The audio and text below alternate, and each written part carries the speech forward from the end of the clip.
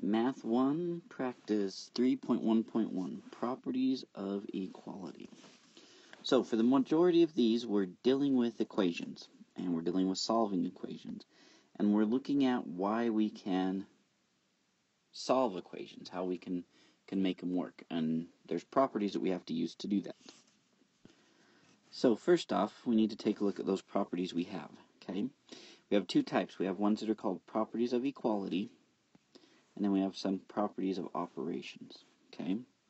So with these rules, here's the main ones that we end up using, okay? And some of them seem kind of silly as rules, but with math, the only reason we can do the things that we do is because we have these rules that somebody has proven work every time. So, first one, reflexive property of equality, basically means a number is equal to itself, okay? Which seems kind of silly, but we need to know that we can do that regardless of where the number is at. Okay, the symmetric property of equality, again, this idea that on either side of the equals, that doesn't matter where it's at, that if two numbers are equal on one way, they're equal on the other way. Okay, it doesn't matter if the order's changed. Okay, now transitive property of equality, now we're getting into some less assumed kind of stuff. Okay, so if you have A and B that are the same, because that's what the equal sign means, right? It means that what's on the right is the same as what's on the left, and B and C are also the same, then we can transfer that concept of B and know that A and C are also equal. Okay. Now the addition, subtraction, multiplication, and division properties of equality are all the same for the major operations. Basically that if you add the same number to both sides, they'll stay equal if they were equal to begin with. Same if you subtract them, if you multiply, or if you divide them. Which these ones right here, these are a big part of what we're going to be using to solve equations. Okay. There's also the substitution property of equality that says if you've got two things that are equal, then you can substitute one for the other anytime you have either one. Okay. So those are those properties, and you should have some notes. If not, pause it, copy those down, because that's what we will be using. Now, properties of operations basically show us like the commutative property of addition, that doesn't matter in what order we add, we're getting the same thing. The associative property of addition, which tells us if we add two things in the third, we're going to get the same answer if we add the third and the second and then the first. Okay, kind of that order doesn't really matter with addition. Okay, now multiplication is also commutative and also associative. Okay, however, subtraction isn't. Okay, 8 minus 9 isn't the same as 9 minus 8. Okay, same with division.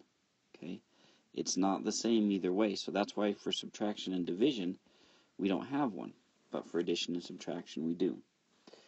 Now the distributive property tells us that if we're multiplying two things, we can distribute the one to each of them separately and then add, okay, to get the same stuff. So here's another important aspect. When we're solving an equation, basically what we're doing is simplifying into equivalent equations, so it still equals the same thing, but that get more and more simple until we come to a point where we know exactly what our variable is going to be. Okay? So let's take a look at these. Alright, so looking at this first one, they want us to tell what the properties are for the steps. Okay, so we start out with x minus 1.2 equals 1.9. So looking at this, you may be able to look and say, well, I know exactly what x is right off the bat. Okay, I don't have to do any extra work. Okay, but we're just practicing the properties here. And we're getting to the point where we have more difficult ones where it's harder for you to figure out. Okay, so we have the original equation, and then we notice that we get rid of this minus 1.2. So in other words, what did we do? Well, we added 1.2 to both sides. Okay, and if you recall, that is the additive property of equality. So the add prop of equality, okay, which tells us we can add the same number to both sides. Now, why would we want to add 1.2? Well, adding 1.2 and subtracting it undoes it and gives us 0. Does adding 0 do anything? No, it doesn't. Okay, there's actually a property not on that one, but it's called the additive identity property of 0, which says adding 0 does nothing, does not change anything. Okay, so we make it 0, which then it eliminates it, okay, on the left side, so we're left with just x. Okay, still the same equation, still means the same thing, still has the same variable. The difference is it's a lot easier to see what x is in the second one than in the first one, because then we could combine those two, and that would give us the 3.1. Okay, so we look at number 2. We have 5x equals 37, and then the 5, we get rid of the 5. Okay, so what did we do? Well, we divided by 5 on both sides, which is the division property of equality. So I have the division property of equality. So once again, why do we want to divide by 5? Well, because we may not know what number times 5 equals 37. Had it been 35, maybe it would have been easier, and we could have said, oh, we know that x is 7. Okay? And you may not need to do all that work, but the idea here is that you do need it. Okay? To simplify, and here we're just practicing. So what happens when we divide by 5? Well, 5x divided by 5, we get 5 over 5, and anything over itself is 1. Okay, and so we get 1x. So how do we get rid of that x? Well, just like there's an additive identity property of 0, there's also a multiplicative identity property of 1, which says multiplying by 1 doesn't change it, which later on in math we use this to great effect to help us with things. Okay, so anyway, dividing by 5, it turns that into 1, which is what we want, because then we can just eliminate it. So we just get x, and then 37 divided by 5, once we divide by 5, we can simplify that to 7.4. Now, is that much easier to read? Okay, remember, the whole reason we're doing this is to get to a simpler equivalent equation. These two equations have the same number for x, but it's much easier to just say x equals something than to try to figure that out. Okay, so looking at number 3, we've got 2x plus 3 equals 15. Yes, you may be able to realize, well, 2 times 6 would be 12. 12 plus 3 is 15. You may be able to figure that out, but we're not doing that. We're trying to simplify and to get into separate equivalent equations to get it so you can see exactly what the answer is going to be. Okay, so we had to use the subtraction property of equality, which meant we probably subtracted 3 from both sides. That became 0, which is worthless. 15 minus 3 became 12. We have an equivalent equation, but then we do one more property. We divide both sides by 2, so that's the division property of equality. Okay, to get x equals 6, because 2 over 2 is 1. Timesing by 1 does nothing, so we're left with x. 12 divided by 2 gives us 6. Okay. Alright, number 4. So we've got these 4 equivalent equations. Okay, we come to find out that x equals 13. Now, I really don't get the point of why we had to do this last step. Yes, the symmetric property of equality says that we can go x equals 13 instead of 13 equals x. But in my book, it's the same thing. So why do I need to bother changing it? Okay. Some teachers will freak out on you and say x always has to be on the left side. But it's not true. Okay. So how do we get from 19 equals 2x minus 7 to 26 equals 2x? Well, we got rid of that minus 7. Okay. The only way we could have done that is if we added 7, because a negative 7 plus 7 equals 0. So that's our additive property of equality. Okay? Then we divide it by 2 on both sides with the division property of equality to get 13 equals x. Okay, so the idea here is that you understand why we can do what we do when we're solving equations to help you be able to solve. Now, this one's a little trickier because we have x plus x minus 0.6 equals 2, and then we end up with 2x minus 0.6. Basically what they said, they went to this operation, and they said when you're adding things with parentheses, you don't have to do it in that order. The order doesn't matter. So because it's addition here, okay, and really that x could be minus 0.6, think of it as plus negative 0.6, so then it doesn't matter the order. You know, x plus a negative 0.6 could be x plus a negative 0.6 plus x. It could be negative 0.6 plus x plus x. Okay, so in other words, we used that associative property of addition to say that really we don't need those parentheses, so I can combine the two x's to give me 2x. Because remember, x plus x, repeated addition. How many x's are there? 2.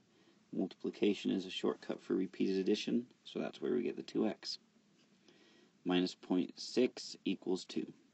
And now we want to get down to an equivalent equation where we just have x equals something. So, if we use the addition property of equality, we'd want to add 0.6 to both sides, because we know 0.6 minus 0.6 is 0. That would leave us with 2x equals 2.6. Which then, we use the division property of equality.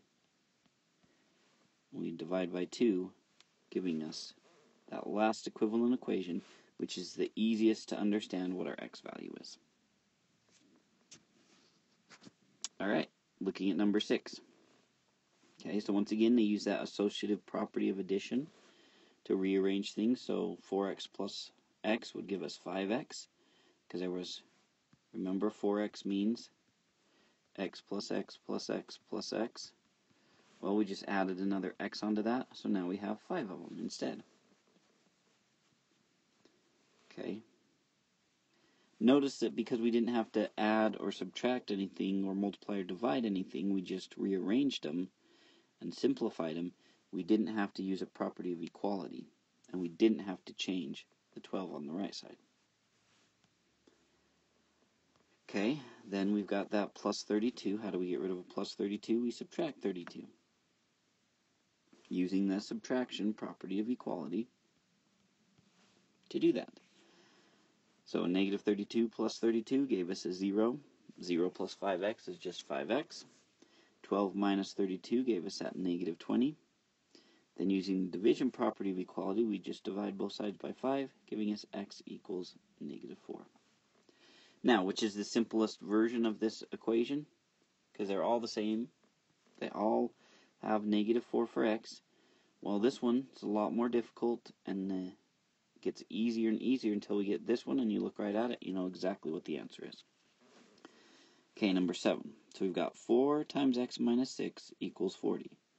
Then it just becomes x minus 6 equals 10. Well, because 4 was timesing the whole thing, they just said, well, what if we divide both sides by 4? 4 over 4 becomes 1. So using that division property of equality, we get rid of that. So we're left with x minus 6. And then 40 divided by 4 simplifies to 10. Okay, then we could add that 6, right? Because adding a 6 to a negative 6 would give us 0. So using that addition property of equality, we get x plus 0, which is just x, equals 10 plus 6, which is 16. Once again, we're simply trying to get the simplest format for our equation that will tell us the answer a lot easier. Okay, now number 8. Okay, so we start off, and what happens first? Well, this 0.7x and this 0.3x, all of a sudden now there's just a 0.4. Well, 0.7 minus 0.3 would give us 0.4, right? Because 7 is positive, it'd be positive. Then we get 1.4 here. Okay, this I suppose they want us to say was that, was like this guy, the associative property of addition. I think that's what they're looking for. So I usually just call that simplify. Property of addition. And I just kind of might have written a swear word. I apologize. So, I like to phrase this just simplify, because to me you're just simplifying those two numbers that are the same. They're like terms that we can put them together. Okay? Then we get rid of that 1.4, so it's positive, so we'd have to subtract 1.4 from both sides. Okay, giving us 0 there, so we use the additive property of equality. Okay, 9.4 minus 1.4 is 8. Then that last would be dividing by 0.4, which is the division property of equality. To get our most simple equation, x equals 20, we know exactly what x is. Okay, so then 9 and 10 says solve each equation that follows, justify each step. So we need to basically kind of make a thing here. So this is our given. Okay, first thing I need to do is probably realize that those parentheses are kind of worthless. Okay, the problem is, of course, they're going to give us one more complex. We're subtracting that whole thing. Okay, so we can't, there's no subtraction property, so we have to think in terms like this. This is like plus a negative 1 times 4x minus 39. Okay, so we're going to have to actually distribute using that distributive property, because that a is like negative 1.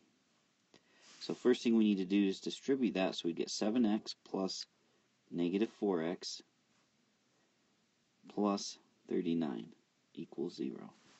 Because that negative 1 would distribute to both of those, changing that to a negative, that to a positive. Okay? Then, and so we'd use that distributive property of equality. Is that what they called it? Oh, yeah, just call it distributive property. Then we can combine those two first instead of the other two using that associative property of addition. Okay, so 7 plus a negative 4 would be a positive 3x plus 39 equals 0. Then we could subtract 39 from both sides using the subtraction property of equality. That would be 0. We just adding a 0 does nothing. So we get 3x equals negative 39, because 0 minus 39 is negative 39. Then we divide by 3 using the division property of equality. 3 over 3 is 1, timesing by 1 is just x. And negative 39 divided by 3 is negative 13. And there's our answer. Alright, let's do that last one now. So, here's our given. So once again, we want to distribute, or actually we could divide first. Either one works. Honestly, I would say divide by 4 first, because that would be 1, so we're left with 3x plus 5 equals negative 4 divided by 4 is negative 1, using the division property of equality. Then we subtract 5. That becomes 0, so we're left with 3x equals negative 6, because negative 1 minus negative 5. So using the subtraction property of equality. Then finally dividing by 3 again, using the division property of equality, we get x equals, because 3 over 3 is 1, so we get x equals negative 6 divided by negative 3, which is negative 2. Alright, so remember, the whole point of using those properties is so that you understand there's a reason why we can do the things we do when we're solving. Okay?